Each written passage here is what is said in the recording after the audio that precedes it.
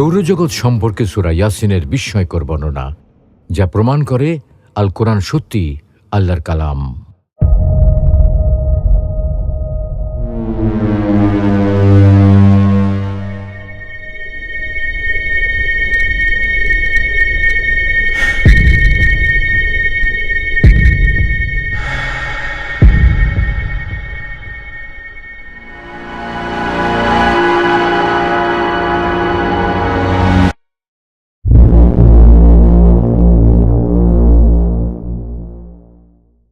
والشمس تجري لمستقر لها ذلك تقدير العزيز العليم। সূর্য তার নির্দিষ্ট গন্তব্যের দিকে ছুটে চলেছে, এটা পরাক্রমশালী সর্বজ্ঞ আল্লাহর নিয়ন্ত্রণ। আসসালামু আলাইকুম ওয়া রাহমাতুল্লাহি ওয়া বারাকাতুহু। প্রিয় দর্শক, ইসলাম অ্যান্ড লাইফের আল কোরআন ও বিজ্ঞান বিষয়ক আলোচনায় আপনাদের সকলকে স্বাগত জানাচ্ছি। আজকে আমরা সৌরজগতের কেন্দ্রবিন্দু সূর্য সম্পর্কে সূরা ইয়াসিনে বর্ণিত এক বিস্ময়কর তথ্য দিয়ে আলোচনা করব। সূরা ইয়াসিনের সেই বিবরণ থেকে সুস্পষ্ট রূপে প্রমাণ হয় যে নিশ্চয়ই আল কোরআন আল্লাহ রাব্বুল আলামিনের পক্ষ থেকে অবতীর্ণ গ্রন্থ, কোনো মানুষের লিখিত গ্রন্থ নয়, এবং এতে সন্দেহের বিন্দুমাত্র কোনো সুযোগ নেই। তাহলে চলুন আর দেরি না করে এখনই শুরু করা যাক সেই আলোড়ন সৃষ্টিকারী তথ্যের আলোচনা। প্রিয় দর্শক, ভিডিও শুরুতে সূরা ইয়াসিনের 38 নম্বর আয়াতটি তেলাওয়াত করা হয়েছে। আয়াতটি আবার একবার শুনে আসি। والشمس تجري لمستقر لها ذلك تقدير العزيز العليم। সূর্য তার নির্দিষ্ট গন্তব্যের দিকে ছুটে চলেছে, এটা পরাক্রমশালী সর্বজ্ঞ আল্লাহর নিয়ন্ত্রণ। এই আয়াতে আল্লাহ তাআলা বলছেন, তিনি এই মহাবিশ্বে তার সৃষ্টিকর্মের অনেক নিদর্শন ছড়িয়ে রেখেছেন, যেন মানুষ সেগুলোর নিপুণতা ও সূক্ষ্মতা দেখে তার প্রতি দৃঢ়ভাবে ঈমান আনে। তার এই আয়াত বা নিদর্শনগুলোর মধ্যে একটি অন্যতম নিদর্শন হল সূর্যের নির্দিষ্ট গন্তব্যের দিকে ছুটে চলা।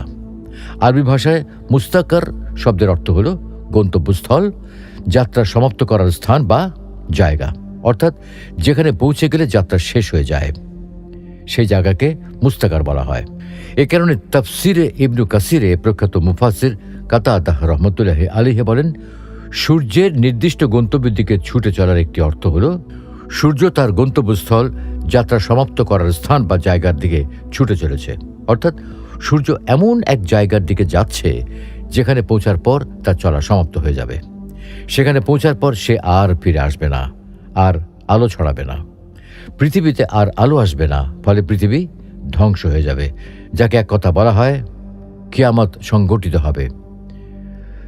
প্রিয় দর্শক, এই কথার অর্থ হল আজ থেকে 1400 বছর আগে নাজিল হওয়া সূরা ইয়াসিনের তথ্য হল সূর্য কোনো স্থির নক্ষত্র নয়, অথবা শুধু নিজ অক্ষে ঘূর্ণায়মান নয়, বরং সেটা প্রতি মুহূর্তে আল্লাহ রাব্বুল আলামিন কর্তৃক সুনির্দিষ্ট গন্তব্যের দিকে একটু একটু করে এগিয়ে চলেছে, এক জায়গায় স্থির হয়ে বসে নেই।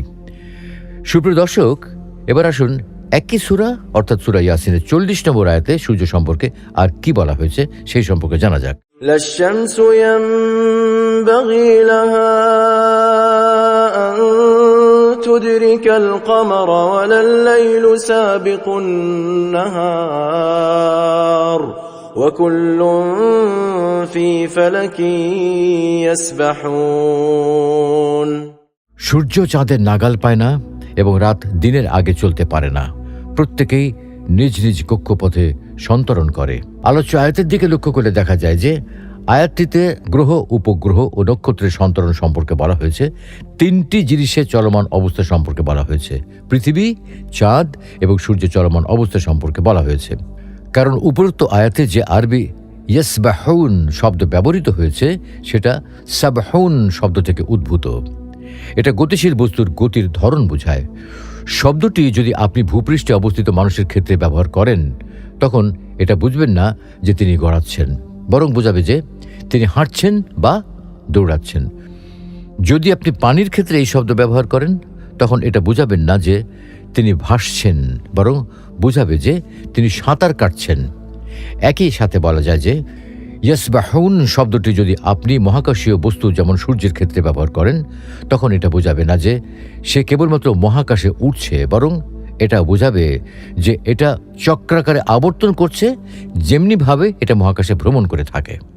তার মানে একজন সাঁতারু যেমন পানিতে সাঁতার কাটে, তেমনি চন্দ্র সূর্য প্রত্যেকটি নিজ নিজ কক্ষপথে বিচরণ করছে, কেউ কারো কক্ষপথ অতিক্রম করে যায় না।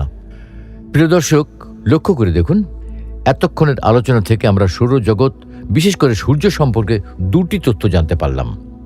একটি হলো সূর্য কোনো স্থির নক্ষত্র নয়, বরং সেটি প্রতি মুহূর্তে নির্দিষ্ট গন্তব্যের দিকে এগিয়ে চলেছে। আর দ্বিতীয়টি হলো সূর্য নিজ কক্ষপথে ঘূর্ণায়মান। তো এবার আসুন একটু যাচাই করে দেখি যে আল কোরআন যে সময়ে এই তথ্য বর্ণনা করেছে সেই সময় জ্ঞান বিজ্ঞানের অবস্থা কেমন ছিল এবং বিজ্ঞান কবে নাগাদ এইসব তথ্য আবিষ্কার করতে পেরেছে। আল কোরআন অবতরণের সময় জ্ঞান বিজ্ঞানের অবস্থা। আল কোরআন নাজিল হয়েছে 7ম শতাব্দীতে। মানুষ তখন প্রযুক্তিগত সীমাবদ্ধতার কারণে নানা রকম কুসংস্কার ও প্রাচীন উপকথায় বিশ্বাসী ছিল।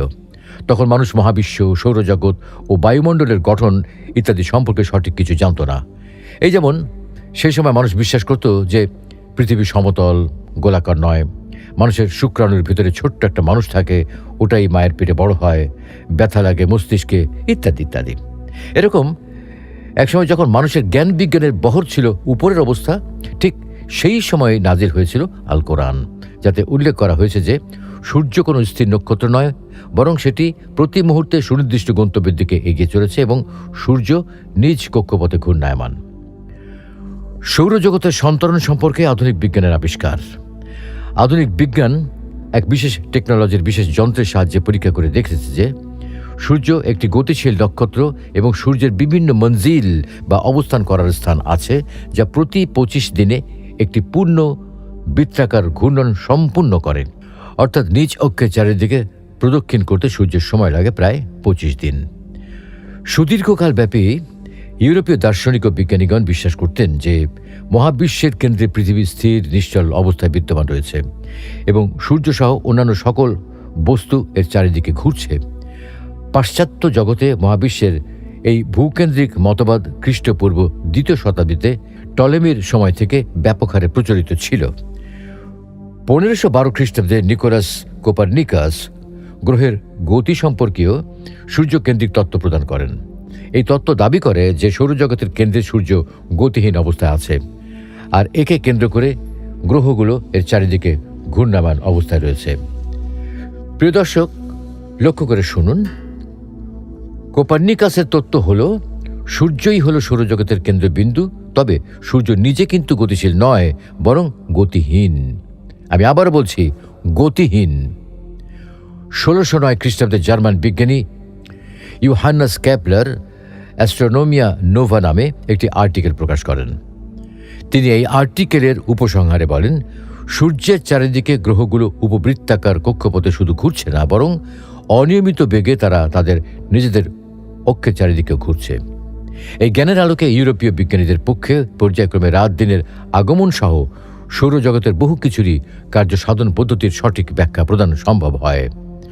এসব আবিষ্কারের পর মনে করা হতো যে সূর্য স্থির রয়েছে, পৃথিবীর ন্যায় সে তার অক্ষের চারিদিকে ঘোরে না। আর একসময় ইউহান্নাস কেপলারের এই তথ্য তার সমসাময়িক কালেও অপ্রমাণিত ছিল বিধায় সে যুগের মানুষের কাছে এইসব ছিল গ্রহণযোগ্য সত্য তথ্য বলে বিবেচিত। যদিও বর্তমান আধুনিক বিজ্ঞান এই তথ্যকে ভুল প্রমাণ করেছে আর আমাদের সত্য জানিয়ে দিয়েছে, কেননা বিজ্ঞানের স্বভাব ক্রমেই উন্নতির দিকে অগ্রসর হওয়া। আর এই দিকে সূর্যের পরিভ্রমণ সম্পর্কে আল কোরআন বলছে, وهو الذي خلق الليل والنهار والشمس والقمر كل في فلك يسبحون। তিনি সৃষ্টি করেছেন রাত্রি ও দিন এবং সূর্য ও চন্দ্র। সকল মহাকাশীয় বস্তু আপন আপন কক্ষপথে বিচরণ করে।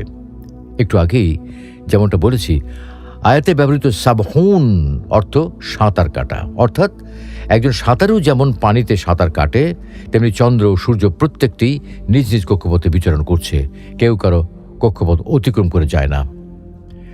প্রকৃতপক্ষে মহাকাশে সূর্য মোটামুটি প্রতি সেকেন্ডে 150 মাইল বেগে ভ্রমণ করে এবং আমাদের ছায়াপথ মিল্কি ওয়ে গ্যালাক্সির কেন্দ্রের চারিদিকে একবার সম্পূর্ণ প্রদক্ষিণ করতে সূর্যের সময় লাগে প্রায় 20 কোটি বছর। সূরা ইয়াসিনে আল্লাহ তাআলা সেই কথাটাই বলেছেন, সূর্য চাঁদের নাগাল পায় না এবং রাত দিনের আগে চলতে পারে না, প্রত্যেকেই নিজ নিজ কক্ষপথে সন্তরণ করে। এই আয়াত এমন এক গুরুত্বপূর্ণ এবং সঠিক তথ্য উল্লেখ করেছে যা মাত্র সম্প্রতি আধুনিক জ্যোতির্বিজ্ঞান আবিষ্কার করতে সক্ষম হয়েছে। সূর্য ও চন্দ্রের পৃথক কক্ষপথ আছে এবং মহাকাশে তারা নিজস্ব গতিতে ভ্রমণ করে চলেছে। সূর্য ও সৌরজগৎ যে মুস্তাকার, যে নির্দিষ্ট স্থান অভিমুখে গমন করছে, সেই স্থানটিকে আধুনিক জ্যোতির্বিজ্ঞান সুনির্দিষ্টভাবে চিহ্নিত করছে। এই স্থানের নাম দেওয়া হয়েছে সোলার পেক্স, সৌরচূড়া। বস্তুত সৌরজগৎ মহাকাশের যে বিন্দুর দিকে ধাবিত হচ্ছে তা হারকিউলিস তারামণ্ডলে অবস্থিত।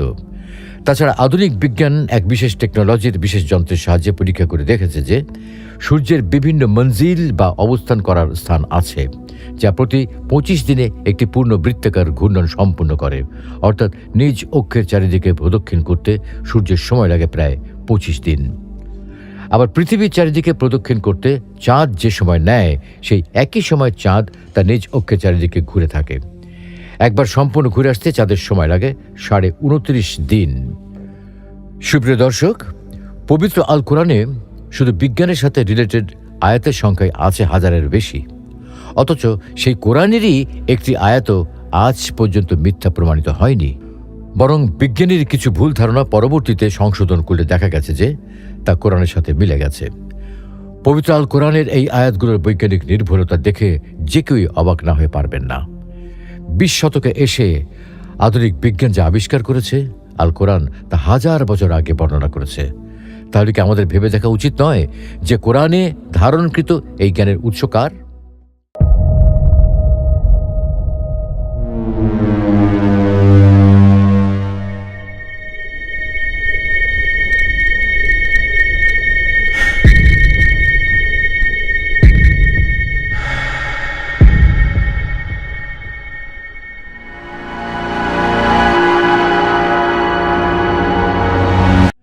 আল কোরআন তার অবতরণের সময়ই চ্যালেঞ্জ করে বলেছে, এটা সৌরজগতের স্রষ্টা বরং মহাবিশ্বের স্রষ্টা আল্লাহর পক্ষ থেকে অবতীর্ণ, কোনো মানুষের রচনা নয়। যদি কেউ মনে করে এটা মানুষের রচনা, তাহলে সে যেন কোরআনের মতো মাত্র একটি আয়াত হলেও রচনা করে প্রমাণ করুক। শত শত লোক, শত শত সংগঠন এই চ্যালেঞ্জ মোকাবেলা করতে এগিয়ে এসেছে, কিন্তু সকলকেই চরমভাবে ব্যর্থ হয়ে সম্পূর্ণ নিরাশ হয়ে ফিরে যেতে হয়েছে। পবিত্র কোরআনে আল্লাহ তাআলা বলেছেন, وَإِن كُنتُمْ فِي رَيْبٍ مِّمَّا نَزَّلْنَا عَلَى عَبْدِنَا فَأْتُوا بِسُورَةٍ مِّن مِّثْلِهِ وَادْعُوا شُهَدَاءَكُم مِّن دُونِ اللَّهِ إِن كُنتُمْ صَادِقِينَ। আমি আমার বান্দার প্রতি যা অবতীর্ণ করেছি তাতে তোমাদের বিন্দুমাত্র কোনো সন্দেহ থাকলে তোমরা অনুরূপ কোনো সূরা রচনা করো। যদি তোমরা সত্যবাদী হও, তাহলে আল্লাহ ব্যতীত তোমাদের সকল সাহায্যকারীকে নিয়ে এসো। পবিত্র কোরআনে আরও উল্লেখ করেছেন, فَإِن لَّمْ تَفْعَلُوا وَلَن تَفْعَلُوا فَاتَّقُوا النَّارَ الَّتِي وَقُودُهَا النَّاسُ وَالْحِجَارَةُ أُعِدَّتْ لِلْكَافِرِينَ। আর যদি রচনা না করতে পারো, বস্তুত তোমরা কখনই তা পারবে না, তাহলে সেই আগুনকে ভয় করো যার জ্বালানি হবে মানুষ ও পাথর। সেই আগুন অস্বীকারীদের জন্য প্রস্তুত করে রাখা হয়েছে। হে আল্লাহ, আমরা দৃঢ়চিত্তে বিশ্বাস করি নিশ্চয়ই আপনি সৌরজগতের স্রষ্টা, মহাবিশ্বের স্রষ্টা এবং আল কোরআন আপনারই রচনা। কেননা জ্ঞানের অন্ধকারের যুগে সৌরজগতের স্রষ্টা ব্যতীত অন্য কারো পক্ষে এমন নির্ভুল তথ্য প্রদান করা সম্ভব নয়। অতএব আপনি আমাদেরকে জাহান্নামের আগুন থেকে রক্ষা করুন। আমিন।